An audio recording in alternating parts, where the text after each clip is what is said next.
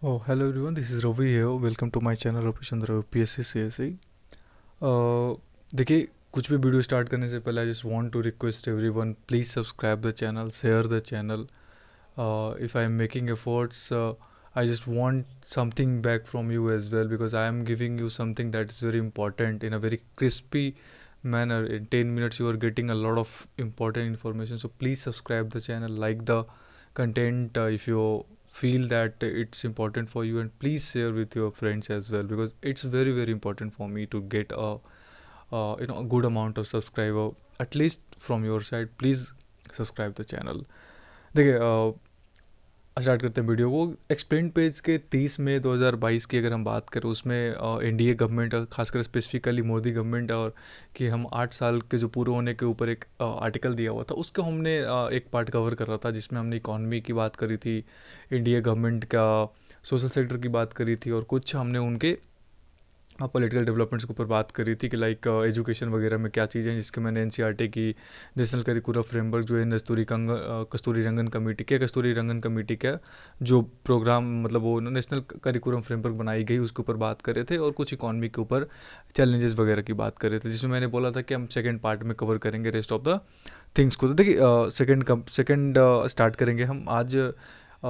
देखिए this is me Ravichandra. So and my channel Ravichandra UPSC CSE where I am giving you something very important from Indian Express daily, so basically subscribe the channel. This is what I want to say. देखिए start करते हैं second part को जिसमें आज हम बात करेंगे diplomacy और स्ट्रैटेजी की बात करेंगे कि मोदी गवर्नमेंट की जो डिप्लोमेटिक अप्रोच रहा है काफ़ी समय तक वो कैसा रहा है. देखिए अगर मैं अपनी पर्सनल एक थिंकिंग इसमें डालूँ because when I was preparing when I used to watch Rajya Sabha TV where I used to watch debates of the big picture where I used to feel that when the Modi government came into power in 2014, India was ऐसे थे हम कि everybody used to feel that it's very important country indeed because it's such a huge population. But one approach that we were lacking was all about the kind of maintainability of that system जो हम maintain करके रखना चाहते थे. अपना एक होता है ना कि आप अपना ऑरा बना कर रखते हो. So basically this government is so active in making that maintainability in that particular कि हम exist करते हैं, like we are the Indians and we exist for that. For example our relationship with Israel, our relationship with Middle East country, our relationship with European countries. इन सब चीज़ों की अगर हम बात करें तो this government has done ट्रेमेंडस in this aspect. So basically diplomacy के ऊपर बात करते हैं, टाइट रोप्स एंड पार्टनरशिप्स के ऊपर जैसे हमने बात करी थी, फ्री ट्रेड एग्रीमेंट्स के ऊपर बात हो रहा था. फिर हमने एक नया अप्रोच लाया जिसमें इंडिया की जो रिपब्लिक डे परेड्स है उसमें हमने एक बार आसियान कंट्रीज़, फिर है ना जो इवन द नरेंद्र मोदी की जो फर्स्ट उनकी स्वेरिंग इन सेरेमनी थी उसमें हमने इनवाइट करा था ऑल टुगेदर कंट्रीज़ को, एक पूरे ग्रुप को इनवाइट करा था. फिर हमने बिम्स्टेक के साथ जो हमारा रिलेशनशिप है सारे कंट्रीज़ को जो हमने इनविटेशन दिया था. उसके अलावा अगर हम बात करें हमारी जो पार्टनरशिप्स रही है और भी देशों के साथ जिसमें खासकर जापान के साथ क्वाड कंट्रीज़ का उदय, लिटरली मैं बोलूँ तो द क्वाड कंट्रीज इस तरीके से बाहर उभर के आए हैं. और इंडिया का जो 2+2 डायलॉग जो काफ़ी हद तक एक्सपैंड हुआ यूएसए के साथ, थाई, जापान के साथ, इवन उसके बाद हमने ऑस्ट्रेलिया के साथ इसको एक्सपैंड करा, रसिया के साथ हमारी नई डेवलप हो गई है.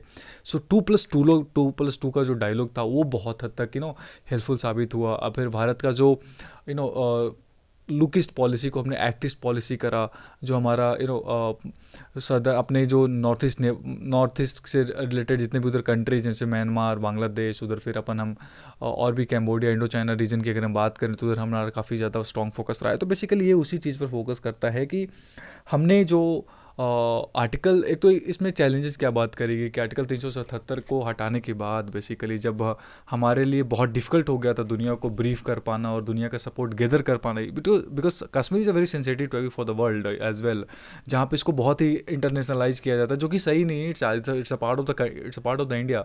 सो हम अपने देश में अपने किसी कॉन्स्टिट्यूशनल थिंग को हटाते हैं तो इसके ऊपर इतना ज़्यादा इंटरनेशनलाइज करने की कोई तुक बनती ही नहीं literally. But we had to face a lot of criticism as well from the world, तो उसके ऊपर ही बात की गई इसमें। उसके अलावा इंडो पैसिफिक स्ट्रेटजी, जैसे मैंने क्वाड बोला, सो क्वाड का तो इंडो पैसिफिक में था ही, क्वाड में कौन कौन सी कंट्री आते हैं, इंडिया, यूएसए, जापान और ऑस्ट्रेलिया।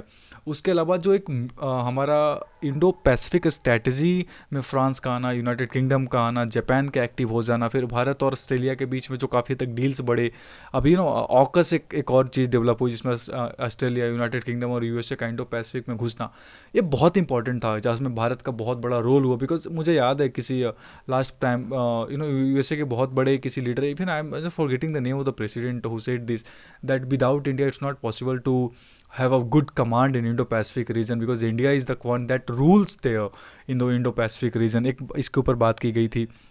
आगे हम बात करें तो हमारा जो सिटीजनशिप अमेंडमेंट एक्ट के ऊपर बात की, जो बिल हमारा इंट्रोड्यूस हुआ था, उसके बाद जो हमने उसके ऊपर जो हमारा ऑब्वियसली दिल्ली में जो काफ़ी हद तक प्रोटेस्ट हुआ था, उसके बाद जो एक तरीके का फियर डेवलप हुआ था बांग्लादेशी माइग्रेंट्स में, उसके ऊपर हमने फिर ढाका जाकर इस चीज़ को ब्रीफ करा। सो हमारा जो रिलेशनशिप था, कुछ चैलेंजेस भी आए। The biggest challenges that India is facing is what Afghanistan, and the kind of a stand that we have to take, and we have to choose between Russia and Ukraine। तो कहीं ना कहीं जो भारत का एक diplomatic strategy और maintainability रहा है, वो बहुत हद तक चैलेंज हो रहा है। इसके ऊपर इसमें बात की गई है।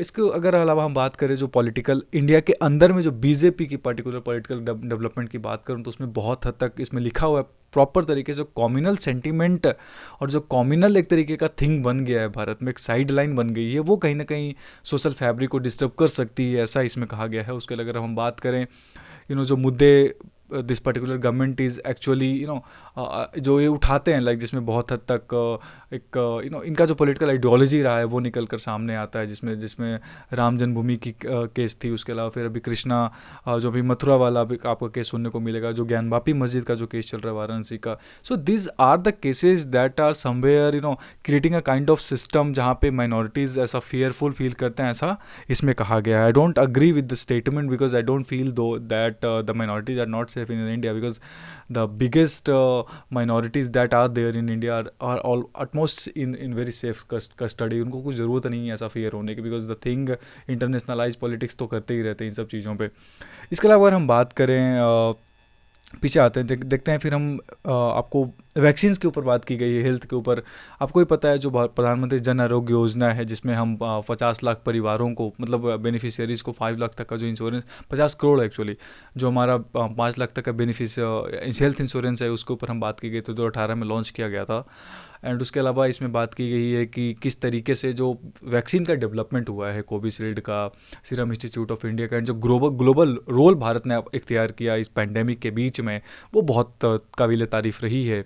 उसके अलावा अगर हम बात करें, इसमें कहा गया है कि the kind of development that we are making and and the kind of progresses that we are making basically जहाँ पे हेल्थ से रिलेटेड, जहाँ पे हमारे नेशनल डिजिटल हेल्थ मिशन की भी बात की गई, हेल्थ यूनिक हेल्थ आईडी की हम बात की गई करते हैं इसमें। उसके अलावा अगर हम बात करें जो काइंड ऑफ लेकिन चैलेंजेस भी है जो हमें, जो देखो चैलेंजेस क्या होते हैं, इम्प्लीमेंटेशन का सबसे बड़ा चैलेंज है जो ब्यूरोक्रेट्स लोकल लेवल पे होते हैं, और जो लोकल लेवल पे इम्प्लीमेंटिंग एजेंसीज होती हैं, they are the most important one जो इम्प्लीमेंट करते हैं किसी भी गवर्नमेंट की पॉलिसीज़ को, रूल्स को, रेगुलेशंस को। Because at the end of the day it's ground where you see the change.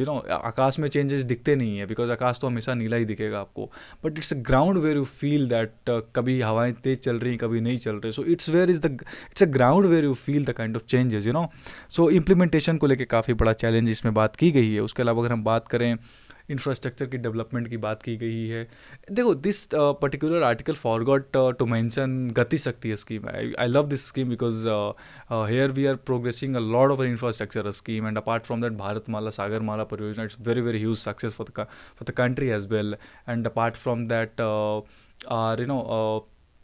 in infrastructure sector we are progressing a lot because the kind of expressways that we are developing in Ganga Expressway, Purvanchal Expressway, Gorakhpur Expressway, and there are फिर Delhi Mumbai corridor की अगर हम बात करें, उसके अलावा जो dedicated freight corridor बनाया गया। So these are the couple of important, and apart from all those development, the kind of development that particular government has done in north east, it's tremendous, it's commendable, I would से।